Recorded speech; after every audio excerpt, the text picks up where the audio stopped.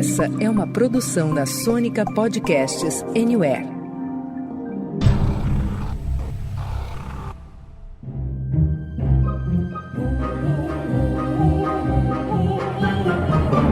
Senta, que lá vem spoiler.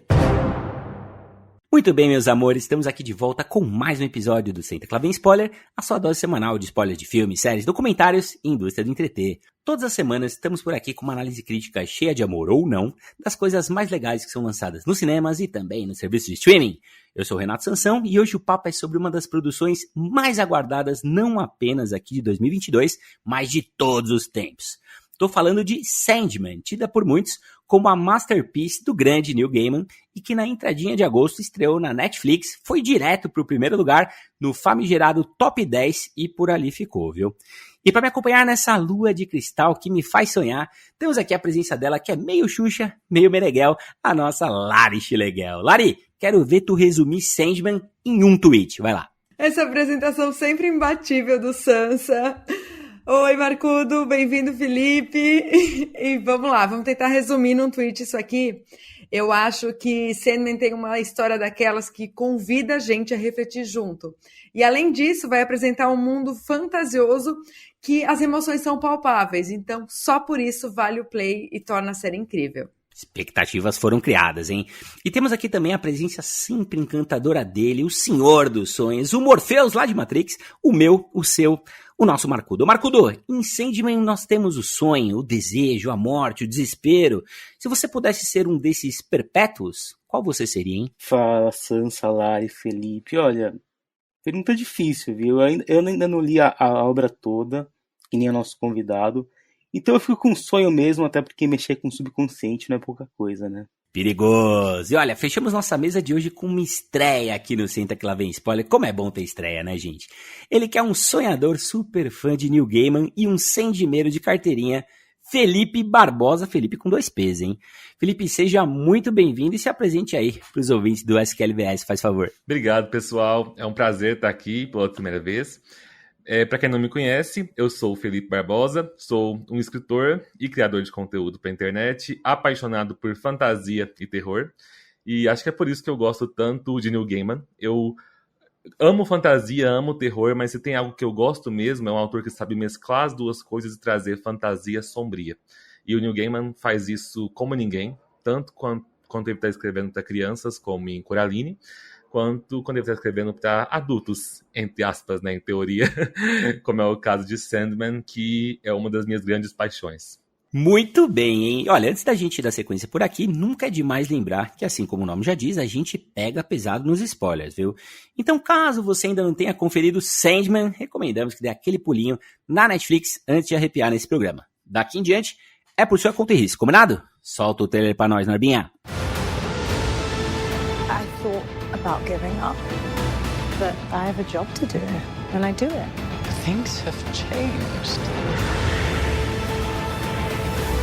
Your eyes will tell me everything, every thought, every feeling.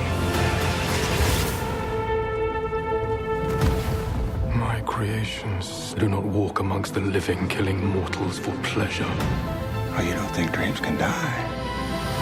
Let's find out.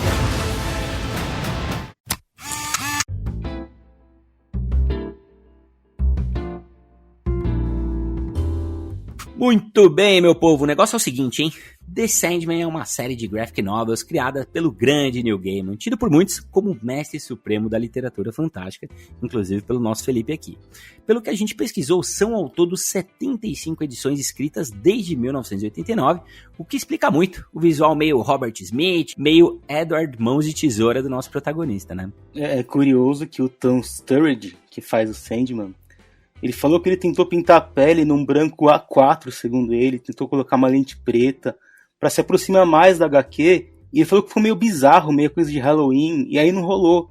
Aí o Neil Gaiman chegou pra ele e falou que não precisava de nada daquilo, e eu concordo, cara, tem momentos que ele parece que foi tirado das ilustrações da HQ. Eu acho interessante que o visual de tudo que há nas HQs de Sandman, sempre me fez ter a opinião de que Sandman só funcionaria se fosse uma animação. Eu nunca acreditei que seria possível ter uma live action de qualidade.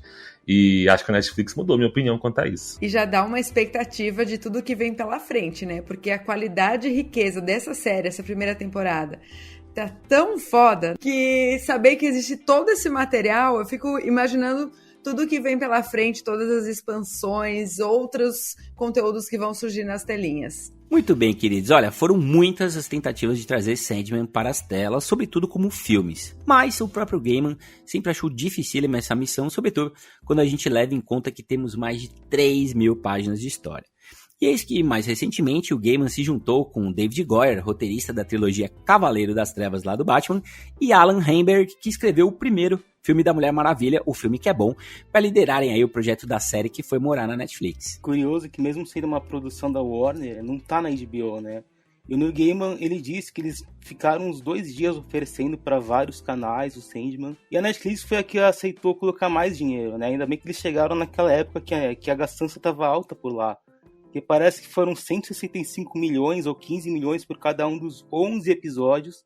E 11 porque parece que vai ter um extra por aí, viu? E eu nunca pensei que eu ia dizer isso, mas demos graças aos deuses porque a Netflix investiu essa grana. Porque a gente sabe que quando se trata de DC, Warner, seja na TV, seja no cinema, eles estão vivendo uma bagunça, que só eles. E muita gente não sabe, mas as HQs de Sandman se passam completamente ali no universo DC. Então a gente tem ali pontes que cruzam com histórias da Mulher Maravilha, do Batman, de personagens famosos da Liga da Justiça. E se a produção tivesse sido inteiramente ali no selo Warner, DC, para a série de TV, se tivesse sido lançada pela HBO, eu acho que eles iam tentar fazer alguns links com esse universo que tá uma bagunça deles, né? E acho que poderia ser algo bem arriscado atualmente. Então, ainda bem que não foi. Muito bom. E olha, gente, um ponto bacana da gente trazer aqui para nossa pautinha é que mais de 200 atores fizeram o teste para interpretar o protagonista da série. Nas audições, o Neil Gaiman ficou impressionado com a performance aí do Tom Sturridge, inglês de 36 anos, que esteve lá em On the Road e na série Sweet Bitter, e Irma Vep, a favorita do nosso Rafinha. Beijo, Rafa. E eu não sei qual foi o fator usado para escolher o Tom Sturridge, mas eu tenho o palpite de que a Netflix estava aguardando desde The Witcher encontrar algum protagonista de série que tivesse uma voz no estilo da do Geralt. Acho que eles pensaram, funcionou com The Witcher, vamos achar um protagonista com a mesma voz, né, naquele tom grave, falando daquele jeito. Don't judge me. Tentar ter um novo sucesso aí no meio fantástico. Muito bom. E olha, antes da gente mergulhar de cabeça aqui na resenha sobre a série, vamos dar a nossa tradicional passadinha para ver o que público e crítica tem achado dessa produção. Conta aí pra gente, dona Lari. Sansa, podemos dizer que a recepção nos agregadores está mais para sonho que pesadelo. Lá no IMDb, Sandman conta com mais de 55 mil avaliações e tem a nota média de 7.8. No Metacritic, o Metascore aponta 66 de 100. E no Rotten Tomatoes, a série conta com aprovação de 87% da crítica e 79% do público. Mas chegou a hora da gente falar do que realmente importa aqui nessa bagaça, que é a opinião, claro, do Senta que lá vem spoiler. E hoje a gente tem aqui na nossa mesa 3 visões bem diferentes da série. O Sansa, que não teve contato com o material original, assim como eu. O Marcudo, que leu só o equivalente ao que essa primeira temporada cobriu. E o Felipe, que comeu as HQs com farofa e tem uma visão mais completa. E aí, quem começa? Antes, falando um pouco sobre Sandman em si, lá no canal da Wired no YouTube tem um quadro muito interessante chamado Tech Support, que é quando um especialista vai lá e para falar sobre a área dele, pode ser um astronauta, até um legista, sei lá. E ele responde dúvidas das redes sociais. E o Neil Gaiman foi o penúltimo a participar para responder sobre mitologia. E é impressionante o quanto ele conhece de todas as mitologias, né? E isso permeia bastante as obras dele. Ele escreveu um livro sobre mitologia nórdica, ele tem produções vindas de obras dele que tratam disso, que tem Lúcifer, Deuses Americanos, Guru-Homens, que foi a única tirando Sandman que eu também li e assisti. Então vale a pena assistir esse Tech Support para ver como ele passeia tranquilo por aquelas perguntas totalmente aleatórias que vão jogando em cima dele. E eu acho que só alguém com esse conhecimento podia ter escrito uma obra que nem Sandman, né? Podia ter criado esses personagens. Porque imagina o conceito, né? O sonho costuma ser visto como um negócio meio místico e tal, mas é um processo que tá em contato direto com o subconsciente. É uma parte genuína da gente e que não tem como a gente mascarar. E o Neil Gaiman, ele sabe trabalhar isso de um jeito que é muito intrigante, é assustador e é reflexivo também. Agora, será que tudo isso foi transmitido da HQ para a série? Eu diria que mais ou menos, né? Eu gosto muito do elenco, por exemplo, e aqui é legal citar, além do Tom Sturridge, o Boyd Holbrook, que faz o Corinthians, a Vivienne Acheampong, que faz a Luciene, a Gwendolyn Christie, que faz a Lucifer, o Stephen Fry, que faz o verde violonista, que é um baita personagem, né? Mas com relação à história, no geral, eu adoro o esforço e a forma como a complexidade da HQ foi levada para a tela.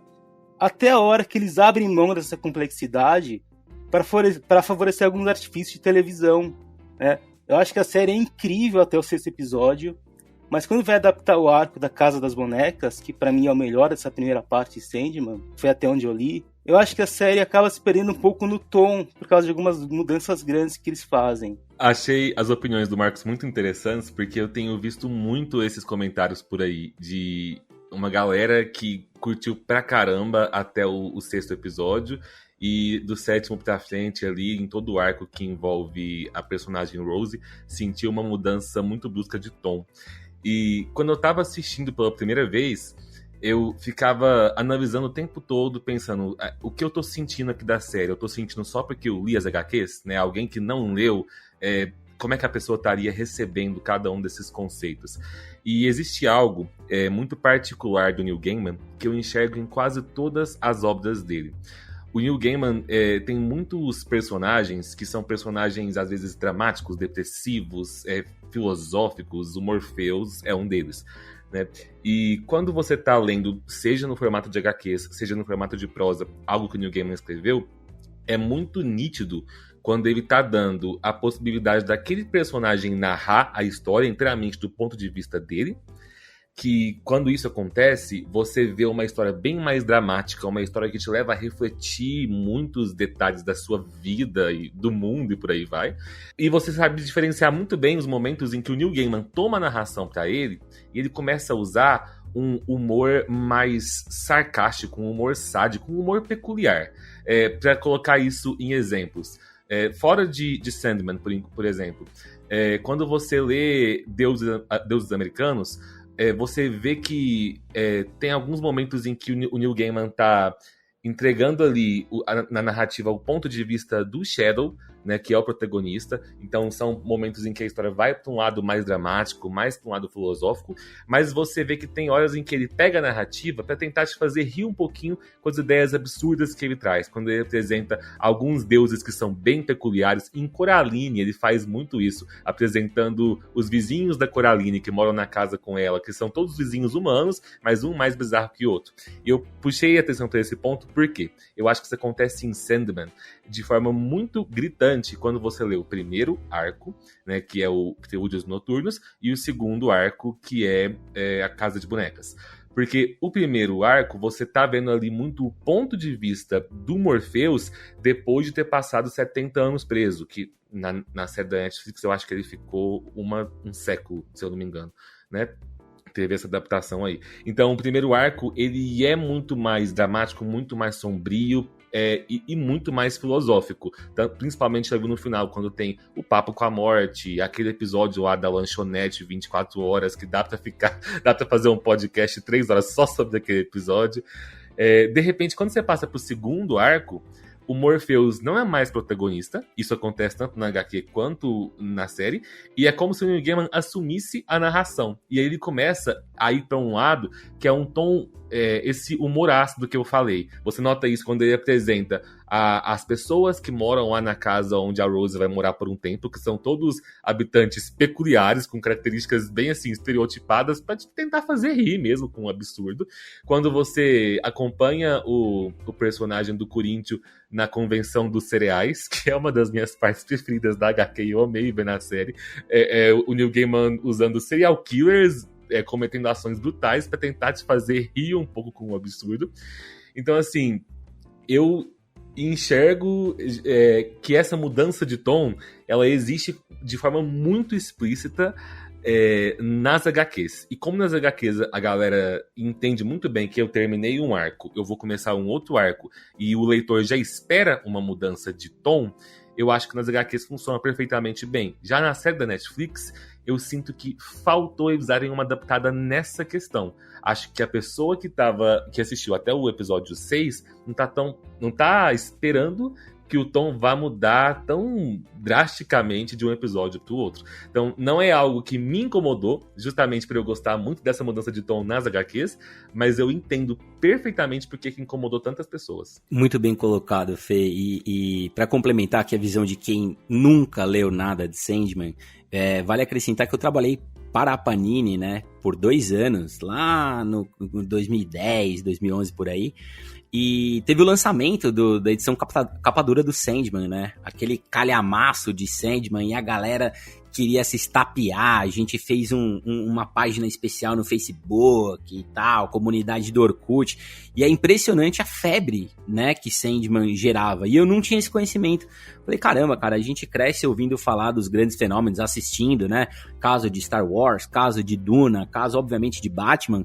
E Sandman, pra mim, tava num lugar meio estranho, assim. Eu pensava, cara, o que o vocalista do The Cure tá fazendo numa HQ, né? O que o Edward Mãos de Tesoura tem de tão especial que ele entende o sonho das pessoas? Ele é o Morpheus, mas o Morpheus não é o cara de Matrix? Então eu ficava meio confuso com tudo que envolvia Sandman. Comecei a ver, eu fiquei muito, mas muito surpreso com a qualidade da produção, né? O Marcudo sempre menciona aqui valores de produção, e quando a gente vê uma produção meio B, meio C, a gente identifica com poucos minutos. E é o contrário que acontece com Sandman, né? Eu fiquei muito, mas muito bem impressionado com o roteiro, com direção, efeitos visuais tão maravilhosos aqui, fotografia. Mas, cara, gente, nada funcionaria pra mim se o Tom Sturridge não tivesse nesse ponto perfeito, seja no físico, cabelo, a forma de falar, o olhar cansado que mostra esse ser que tá aí há séculos. Então acho que ele transmite isso muito bem e carrega Sandman nas costas, né? A gente vai falar um pouquinho mais pra frente do elenco, mas eu queria de cara fazer o meu elogio aqui pro ator não binário Mason Alexander Park, que faz o Desire, né? O Desejo. Cara, é impressionante, né? Você não precisa de muito tempo em tela pra mostrar que você é um grande ator, uma grande atriz, seja lá o que for. E aqui o Desejo entrega muito, é impressionante, é aquele olhar flamejante, como você ao mesmo tempo teme e quer saber mais sobre esse personagem, né? Pô, me mostra mais, e a série deixa muito claro que na segunda temporada vem mais Desejo por aí. Mas olha, Lari, como produção audiovisual, pra quem conhecia muito pouco ou quase nada de Sandman, fiquei muito bem impressionado e já tô aqui na enorme fila de fãs esperando pela próxima temporada, viu? Tô contigo demais, Sansa. Primeiro que eu achei impressionante o quanto essa série apareceu na Netflix, parece que em um dia a gente estava atrasado. Porque eu já sabia dessa divisão do 1º ao 6º episódio, que seria um tipo de série, depois era outro tipo. Teve gente falando, você precisa assistir o 1º e o 2º pra engatar. Eu pensei, ferrou. Já tô recebendo spoiler de tudo quanto é lado, ainda não assisti nem o 1º. Então eu tava com um certo receio. E pra minha felicidade, eu amei o 1º episódio. Eu realmente não esperava que isso fosse acontecer. Quando começou, pra mim, o personagem principal ia sair da redoma no 1º ato. Ele não continuaria o episódio todo. E quando ele foi ficando, a história foi passando, aquele negócio foi evoluindo. Eu fui investindo realmente nessa história. E tô contigo, Sansa, porque a atuação dele realmente contribui pra isso. Porque o cara não fala nada, ele tá todo curvado, aquela postura dele, a gente sente a dor dele naquele lugar, a angústia que ele sente, mas ele não consegue fazer nada. Então é na expressividade corporal que ele consegue nos dizer, na verdade, muito. Então eu fui fisgada ali nesse 1º episódio, também por causa do valor de produção, achei tudo muito bonito de assistir. E, infelizmente, eu tava naquela de, meu Deus, o 6º episódio. Entre aspas, esse infelizmente. Porque chegou o 5º, eu pensei, meu Deus, que loucura é essa? Que episódio fodástico. Eu cheguei a parar o episódio ao meio, pensei, será que esse não é o 6º? Tipo assim, eu devo ter contado errado esses episódios, porque o 5º é o episódio da lanchonete. Foi algo assim que eu fiquei pasma. Assim como eu engasgando aqui, sabe? Porque tem esse personagem aí, o Destino, que ele começa a provocar as pessoas pra que elas não mintam. E ele vai se divertindo com o desenrolar dos acontecimentos a partir disso. E o roteiro nos leva a lugares assim... até onde a mente humana é possível ir. Então isso, eu fiquei inclusive pensando o que se passa na cabeça do Neil Gaiman para produzir esse tipo de conteúdo, assim, tipo, curiosa com relação ao próprio autor. E falando no fatídico 6º episódio, que eu realmente amei também, tá? Mas o que me intriga muito é sobre essa temática da morte, porque a morte sempre permeia essa coisa nossa dos seres humanos de entender um pouco mais sobre ela, coisa que a gente nunca vai ter uma resposta até o momento que a gente morrer, né? A gente não vai receber em vida essa resposta. Mas é só pegando o gancho do Panini aí que o Sansa estava falando, a gente tem a turma do Penadinho lá na Turma da Mônica. A morte tá ali no nosso imaginário sociocultural desde que a gente nasce, porque tá junto e a gente não sabe nada sobre isso. Então um episódio que desenvolve essa casualidade da vida, de que a gente não sabe quando ela vai aparecer, ela simplesmente surge e nos pega desprevenidos, é o que torna esse episódio tão sensacional. Acho que é a palavra pra ele. Então eu gostei muito mesmo, tá? E é muito boa essa batalha de episódios, né? Porque, de fato, todo mundo fala, você precisa chegar no 6º, o 6º é incrível, ele é maravilhoso, mas a Lari mencionou o 5º e o 4º, que tem o A Hope in Hell, né? Que é a batalha de fato lá no inferno e tal, porque é 4, 5 e 6. Porra, Lari, esse 4º, velho, me deixou maluco, porque você tem uma batalha de palavras que você vai colocando e atingindo o outro.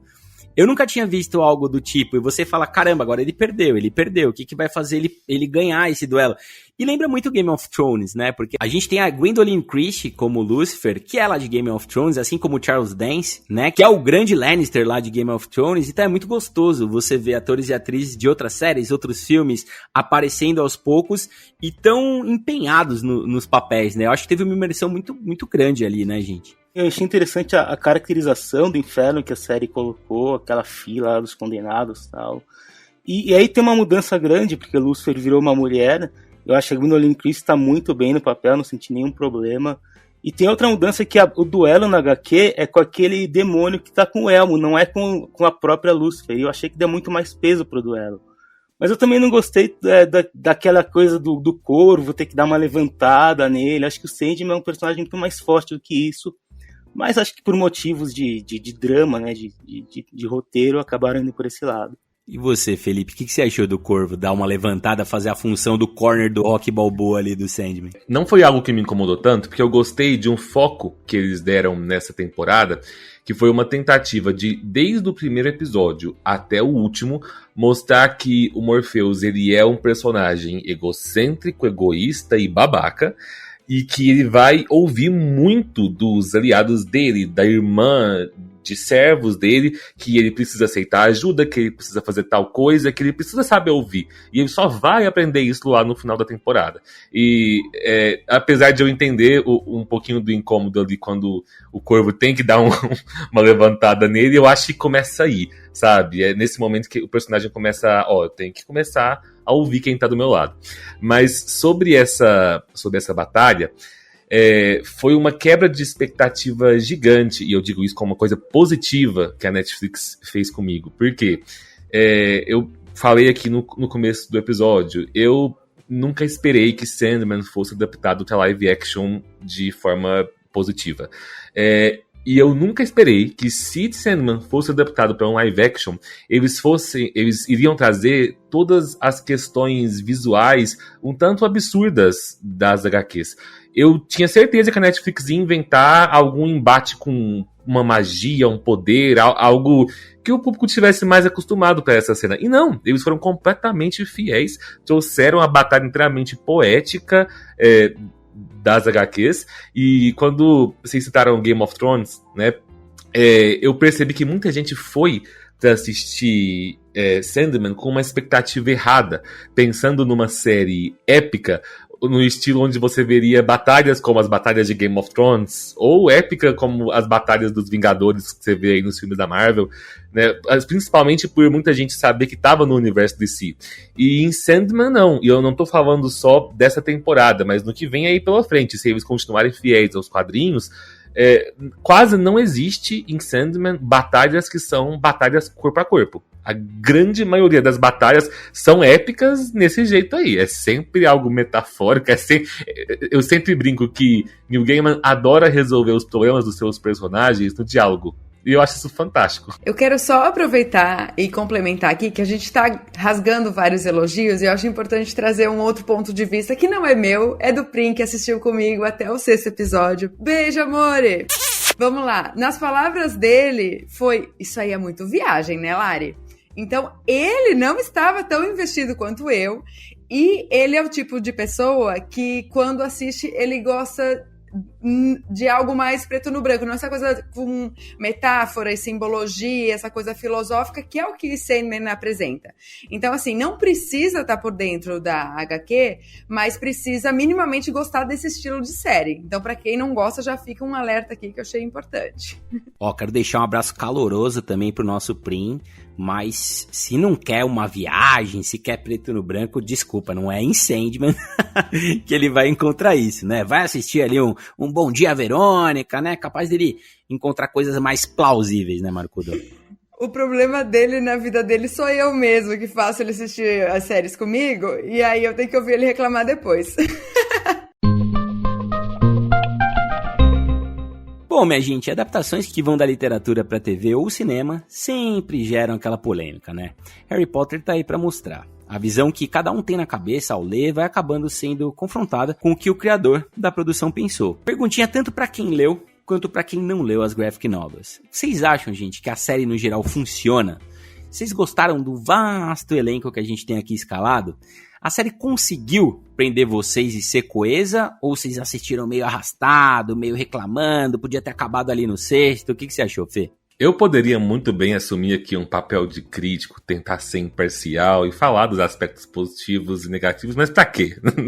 Não quero fazer isso e vou deixar meu lado fã falar mais alto, né? E, gente, eu amei tudo na temporada inteira. Eu fui muito surpreendido positivamente e eu só pra deixar claro, eu não sou um fã antigo das HQs. Eu li todas literalmente no ano passado, justamente com a ideia de já me preparar um pouco aí pra série da Netflix, porque eu sempre li tudo que o Neil Gaiman escreveu, mas nunca li Sandman, justamente porque eu não sou tão afetuoso com o formato de quadrinhos, mas desde que eu li, eu me apaixonei pelas HQs e eu só tinha uma certeza, de que a Netflix não ia conseguir adaptar bem. Então, assim, a Netflix me deu um tapa na cara e falou, toma aqui, ó, eu acho que você enxerga nitidamente em todos os episódios o dedo do Neil Gaiman. Você vê que a função dele enquanto produtor foi muito presente. Se eu não me engano, eu acho que ele foi roteirista de alguns dos episódios também. Posso estar falando bobeira, mas acho que foi, né? E você dá pra ver que até mesmo as mudanças, que foram poucas, que tiveram que ser feitas com alguns personagens, e nem tô falando aqui de questão de aparência de personagem, ou personagem que mudou de etnia ou de gênero, porque pra mim isso foi tudo perfeito e não faz diferença nenhuma. Mas mudanças na história mesmo, de alguns personagens que tiveram que ser feitas, como, por exemplo, o arco ali da Lita Hall, que é a amiga da Rose, que engravida no sonho do marido, tiveram que fazer algumas mudanças ali. Eu achei incríveis porque eles souberam fazer mudanças que tornaram a história mais verossímil, acho que pode dizer, e trouxeram versões aí de adaptações que eu achei melhores do que o que acontece na HQ. E eu amei todos os personagens. A atriz, se eu não me engano, o nome dela é Kirby Howell, que faz a Morte. Gente, que atriz espetacular. Eu vi a Morte das HQs totalmente representada ali nos trejeitos dela, porque a intenção da personagem é justamente ser esse contraponto ao tanto que o Morpheus é chato e deprimido. Ai, mamãe! Ai, meu Deus! A Morte, ela tem que ter esse carisma justamente porque ela tá indo acolher as pessoas no momento mais frágil da vida delas, que é o fim. E eu nunca pensei que eu diria que uma série conseguiu me fazer olhar pra cena onde nós temos a morte de um bebê e falar assim, que cena bonita. Porque é bonito ela pegando o bebê e falando assim, pra você foi só isso, pequenino. sabe? E é uma coisa trágica, a gente tá vendo um bebê morrer, só que é bonito. Total. Então eu só tenho elogios a tecer. Podem trazer críticas, porque eu vou ficar aqui passando pano pro Neil Gaiman o episódio inteiro. Ô, Lari, aproveitando aqui pra puxar um pouquinho mais do elenco, tem alguém que te chamou muito a atenção? Você gostou muito da morte da Kirby Howell-Baptiste? Quem mais chama a atenção? Cara, eu anotei a Kirby justamente por causa disso que o Fê falou. Eu acho que a certeza e a postura, a forma como que ela chega nas pessoas que ela vai levar a vida é tão intensa, é tão segura daquilo que ela tá fazendo, mesmo que seja um momento super drástico pra gente que tá vivendo na Terra, a forma como ela conduz isso traz uma segurança que, para quem tem dificuldade de lidar com a morte, pode lidar de uma forma diferente, pode dar uma mudada na chavezinha ali na mente, como a gente observa o fato de que as pessoas vão morrer. Então, eu amei a atuação dela. E também anotei o nome da Jenna Coleman, que ela fez uma série chamada A Serpente, que também tá na Netflix, e que eu tinha amado, só que ela é vilã na história. A atuação dela aqui, ela é muito carismática. Você fica muito investido no sentimento dela, naquilo que ela propõe, nos diálogos que ela traz pro Sandman, que eu acho que é justamente quando ele tá ali junto com ela que a gente desvenda um pouco mais quem é esse personagem. Porque são nesses diálogos que ele revela certas coisas que até então ele tava quieto, ele estava ali expressando pelo olhar, mas que a gente ainda não sabia exatamente o que ele pensava e o que ele manifestava por intermédio das palavras. Então eu gostei muito dela, do que a presença dela trouxe para o personagem principal. Mas, para ainda responder uma outra pergunta que você fez antes, Sansa, com relação ao debate das adaptações, que é um assunto que me interessa muito, até pela minha vida acadêmica, já estudei sobre essas transposições aí de graphic novels para o cinema, para séries e tudo mais, e eu acho muito importante quando a gente não considera em termos de fidelidade o texto original para a obra que é adaptada depois. Porque eu, enquanto uma espectadora que não tive contato ali com a obra do Gaiman, eu preciso compreender essa série e estar investida da mesma forma com a pessoa que leu tudo. Não precisa estar igual como estava lá na literatura, mas eu preciso compreender aquilo, precisa fazer sentido na linguagem audiovisual. E isso, para mim, Sandman trouxe muito redondinho, muito bem. E fazendo ainda essas reflexões todas, essa parte da filosofia, da simbologia, que é tão importante, pelo que eu vejo todo mundo que leu a graphic novel comentar, que eu senti também, que eu fiquei investida ao ponto de pensar assim, eu quero ler também, eu quero fazer parte desse grupo seleto aí que leu, sabe? Então eu acho isso muito importante. Ô, Lari, pegando carona nas adaptações, né, e na coisa de não ser muito literal, eu acho super legal a gente falar de Watchmen, né, que gerou um filme muito interessante e gerou uma série mais interessante ainda, né, que sai um pouco das amarras de você seguir literalmente o que tá colocado ali na obra original e poder se deixar levar, né. É legal que o Fê trouxe aqui, que o Neil Gaiman, ele é co-autor, né, co-roteirista da série inteira, assim como ele escreveu as HQs, e ele se permite diferenciar algumas coisas, né. Então eu acho isso muito bacana para você ter um resultado final, visual, mais legal do que você escreveu, né? Eu particularmente gosto muito mais da trilogia de filmes do Senhor dos Anéis, não tô colocando o Hobbit aqui, do que o que eu li do Senhor dos Anéis na obra original do Tolkien. Eu achei que eles conseguiram passar pra tela de uma forma muito mais empolgante do que foi escrito. O Felipe estava falando sobre isso, de adaptar livro e HQ, que são coisas diferentes, né?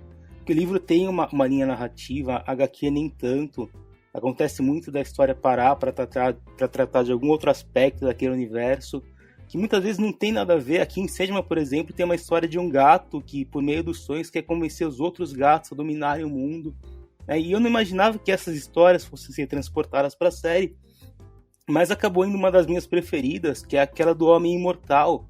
E ela foi deslocada lá da Casa das Bonecas para ficar junto com o som das asas dela, que é o 6º episódio da série, que a gente já tá falando bastante aqui, que pra mim é um dos melhores, um episódio muito bonito, um episódio que pra mim transcende a HQ, pra falar sobre a questão de como morrer é tão natural quanto nascer, aquela coisa toda. E na HQ, aquele passeio do sonho com a morte também traz uma epifania pra ele com relação à obrigação dos perpétuos com os humanos, né? Que ele fala pro desejo mais pro final da série.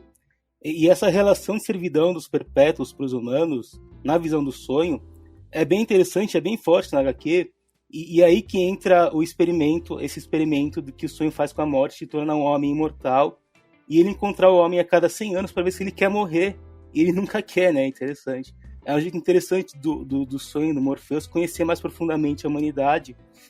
E é também nesse arco que a gente vê ele conhecendo Shakespeare. Aí ele faz um acordo. Na HQ, a gente sabe qual é esse acordo. E talvez a série também mostre mais pra frente, já que teve o trabalho de colocar aqui, de adaptar. Sobre o arco da Casa das Bonecas, que eu tinha falado que me incomodou, sobre a questão da mudança de tom. E não é exatamente a mudança de tom que é de ir pro drama pra coisa mais ácida. É a mudança de tom dentro do que era proposto na HQ. Eu sei que isso pode ser uma reclamação minha por ter lido, e pode não ter incomodado aos outros, mas pra mim incomodou. E, por exemplo, eu acho legal a série ter colocado o Corinthians desde o começo, pra aumentando a presença dele como vilão, né, da temporada inteira. Na HQ ele aparece só nesse segundo arco. Só que eu acho que acabaram tirando um pouco o que era interessante no arco dos serial killers, né? Na HQ a gente vai descobrindo aos poucos o que está acontecendo, e na série eles já abrem direto para justificar o convite ao Corinthians, mas tudo bem. Marcudo, e você mencionou aqui o Corinthians, né? E não é à toa que o Corinthians tem este nome. Ninguém leva a sério. Mas é legal a gente lembrar que o Boyd Holbrook, cara, que faz o Corinthians, ele fez um papel muito parecido lá em Logan, né? Que ele usava um óculos o tempo inteiro, era um vilão, era um cara perigoso, ameaçador, né? Eu acho que ele... foi boa essa sacada de repetir mais ou menos ali um papel onde ele tinha saído muito bem num filmaço que é Logan, né? E eu queria puxar a sardinha, cara, para um dos meus atores favoritos na vida, que é o super experiente Stephen Fry, que já é um baita de um veterano, e só nesse ano, gente, o Stephen Fry, ele fez, ele dublou He-Man e os Mestres do Universo, ele fez o Ian Gibbons lá de The Dropout, que é uma série da Star Plus, que tem episódio aqui no Senta Clava em Spoiler, é ótima. Ele esteve em Heartstopper, que também tem episódio aqui. E ele fez o Gilbert, né, do Sandman, que na parte final da série vai ter um papel super importante e traz uma certa leveza, né? Uma coisa que é comum sempre na leitura de quadrinhos, mas que o Neil Gaiman gosta muito de usar ali em Sandman, é que ele tem uma quantidade muito vasta de personagens, e tem personagens que eles aparecem em um arco só, às vezes o personagem aparece só em uma página, e aí depois daqui 5 arcos, aquele personagem vai ter um destaque tremendo e vai ter um arco que vai ser todo sobre ele, né? Tem personagens, às vezes, que eles aparecem pra uma cena, tem muita relevância e depois somem, nunca mais aparecem. Isso funciona no formato de quadrinhos, onde o desenhista pode ali colocar os personagens que ele quiser, quantas vezes ele quiser nas páginas. Quando você parar pra pensar numa série de TV, é complicado você contratar atores pra fazerem apenas uma cena, apenas um episódio, e poder contar que você vai conseguir esse ator de volta para daqui talvez 2 temporadas, quando ele vai ter um arco de maior relevância. E, gente, enquanto a Netflix vai de Sandman, a HBO Max ataca de House of Dragon, spin-off de Game of Thrones, e a Prime Video aquece aí os motores para o lançamento de Os Anéis de Poder, série que rola no universo do Senhor dos Anéis e que é, com alguma distância aí, a produção mais cara da história dos streamings. São 470 milhões de dólares, ou se preferirem, 2 bilhões e meio de reais. Conta aí pra gente, Marcudo, quem que você acha que sai vitorioso nessa guerra, né? Nessa batalha literalmente épica aí dos streams? É difícil saber, né? Parece que a coisa é meio cíclica. De repente a gente tá na hora das produções zilionárias, né? E isso pra Amazon e pra HBO, porque a Netflix já tá nessa de gastar dinheiro a rodo faz muito tempo. E é também só por isso que conseguiu segurar um pouco a queda, né? Com aqueles 30 milhões por episódio de Stranger Things. Mas falando em Sandman, custou a metade, mas eu acho que traz um certo prestígio pra Netflix. É uma adaptação muito boa, é muito bem aceito pela crítica, ficou em primeiro lugar de audiência em dezenas de países, deve estar até hoje. Então a Netflix, por enquanto, é vitoriosa, porque já tem um sucesso na mão. Outro sucesso, no caso, né? A Amazon e a HBO vão ter que batalhar em cima de produções que já são muito queridas, então tem sempre um risco, né? Olha, eu acho que nessa briga, cada streaming tá garantindo o seu ganha-pão, viu? Porque antes eu ficava naquela de vou escolher qual que streaming eu vou assinar. Assim, a gente tá refém, a gente tem que assinar todos, senão a gente não consegue acompanhar tudo. Então eu só fico realmente feliz que Sandman acabou caindo nas graças da dona Netflix, porque eles realmente vão, investem, e é uma história que realmente merecia toda essa grana, toda essa possibilidade de fazer uma baita produção. Então acho que eles foram bem felizes e que continue assim. O que a Lari falou é verdade, a questão de difícil pensar em um vitorioso, porque na verdade o que essas 3 redes de streaming estão fazendo é colhendo o que elas plantaram lá atrás. Porque quando Game of Thrones terminou, na verdade, quando o Game of Thrones estava se aproximando das últimas temporadas, todos os streamings já estavam desesperados, correndo atrás de uma aposta que pudesse ser a nova Game of Thrones, né? E essas séries que estão sendo lançadas agora foi justamente a aposta da Prime Video, da Amazon na época, foi fazer o que fosse necessário para conseguir comprar os direitos de adaptação dos livros do Tolkien, né? Conseguiram, tá saindo aí Senhor dos Anéis. Netflix é a mesma coisa com Sandman, e a HBO, para pensar na nova Game of Thrones, nada melhor do que um spin-off de Game of Thrones. Eu acho que as 3 vão ser grandes sucessos, Sandman já foi, claro, mas eu acho que uma das que pode estar mais temerosa aí seria talvez a HBO Max, porque embora eu acho que todo mundo vai dar uma chance para House of Dragon, tem a questão de que muita gente tem um pé atrás por causa do final de Game of Thrones, né? Que é desagrado de 99% do público.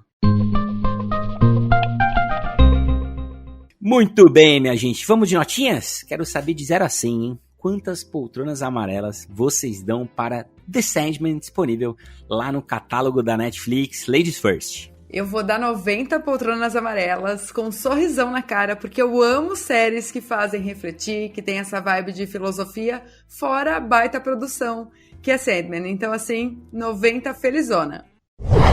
Eu ia dar 90 também, depois que a Lari deu 90, eu falei assim, nossa, eu preciso dar mais, então. 95, pode? Não. Aquele querendo competir pra ser quem vai dar mais. Eu só não dou 100. Porque eu acho que eu tenho que ser um fã apaixonado, mas que reconhece que a série tem algumas falhas ali, alguns detalhes que eu espero que melhorem para as próximas temporadas, mas só não dei 100 por causa disso. Olha, eu tô muito alinhado com vocês, fiquei muito surpreso com o Sandman, muito emocionado em alguns momentos, assustado em outros momentos. Eu tava vendo de madrugada, cara, e a gente tem uma câmerazinha na sala, que ela fica ligada por causa dos gatos e cachorro que a gente tem aqui em casa, então a gente deixa a câmera pra eles não derrubarem e acabarem com a casa. E aí a câmera deu uma mexida, cara, às 3:30 da manhã, enquanto eu tava vendo o Sandman, e ela deu uma mexida, eu falei assim, é a Babi causando, né? Fui no quarto, Babi roncando, dormindo, eu pensei, tá porra, o que tá acontecendo aqui? Então a série, gente, mexeu comigo, fiquei boladão, tô com muita expectativa para as próximas temporadas, deixo ela aqui com 88 poltronas amarelas. Eu até comentei de uns probleminhas aqui, mas eu tô com o Felipe, não tem muito o que reclamar. Em muitos momentos eu via a HQ ganhando vida em tela mesmo. Acho que no geral é um baita trabalho, eu vou dar 90 poltronas amarelas. Muito bem, depois de consultar o abaco aqui do Senta Que Lá Vem Spoiler, ficamos com 90.75. Como não tem poltrona sem braço, 91 poltronas amarelas para The Sandman. Norbinha, solta aquela trilha de quem não só passou de ano, mas ganhou estrelinha da professora.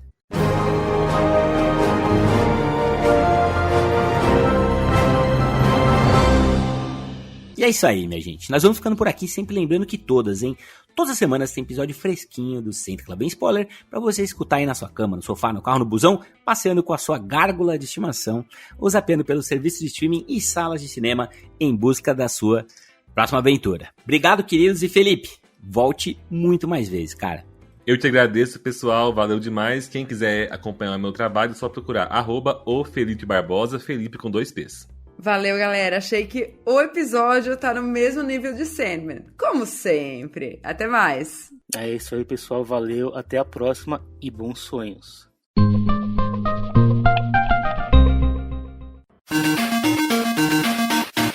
O Senta Que Lá Vem Spoiler conta com a edição de Norberto Notari, direção de arte de Renato Sansão, produção musical de Rodrigo Maestro. Essa é mais uma produção original da Sônica Podcasts Anywhere. Você encontra mais do nosso trabalho em sonicapodcasts.com. Valeu pela companhia e... Ei, alguém atende de telefone? Beijo grande, assistam, sigam as redes do Senta Que Lá Vem Spoiler e aí escreve o que vocês estão achando. Beijão!